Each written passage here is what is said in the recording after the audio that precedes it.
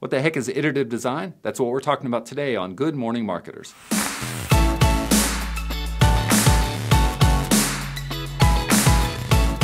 Hi, I'm Craig Israel, Creative Director at ThunderTech.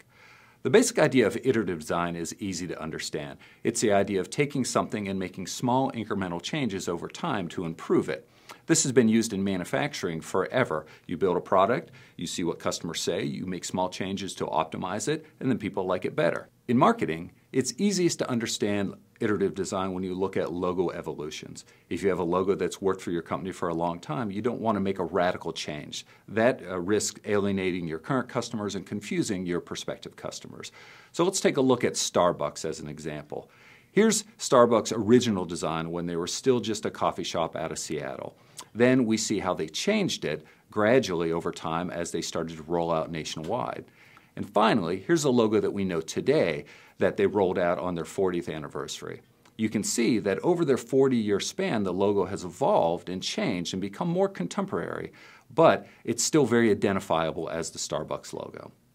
So as intuitive as iterative design seems, surprisingly, website designers haven't really embraced the idea until recently. The traditional model is to build a website, put all your time and energy into making it perfect, and then to let it sit until it becomes outdated and unbearable. At that time, you blow it up and completely start from scratch. Obviously, this is a painful, labor-intensive, and expensive process.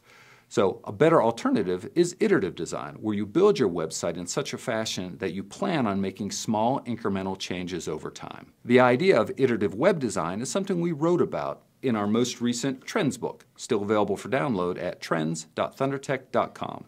At ThunderTech, we try to take our own medicine. So when we did our last major website redesign in 2014, we had iterative design in mind.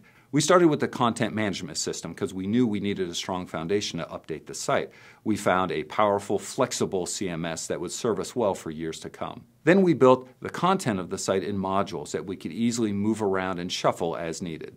Here's how it looked when we launched it. It was part of a larger brand redesign that we were undergoing at the time. In the weeks after launch, we carefully analyzed the traffic coming to the site, seeing what buttons people were clicking, how they were navigating on the site, and how long they were staying on certain pages. This gave us some insight into how people were using the site. One thing we noticed right away is this large cinematic graphic at the top of the site, although we loved it, kind of painted us into a corner. It didn't give us enough real estate to promote some new events, new products, or anything we were excited about with the agency at the time.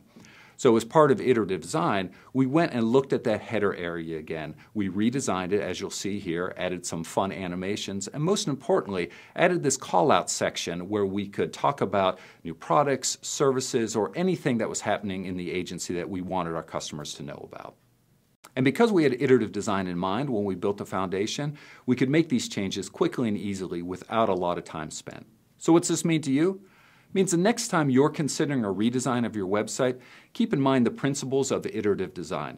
Build it with a strong foundation that you can change and tweak and iterate over time so that you can optimize it for your customer base without having to blow it up and restart from scratch. If you want to learn more about iterative design, download our Trends book or visit our website at thundertech.com. Thanks for watching.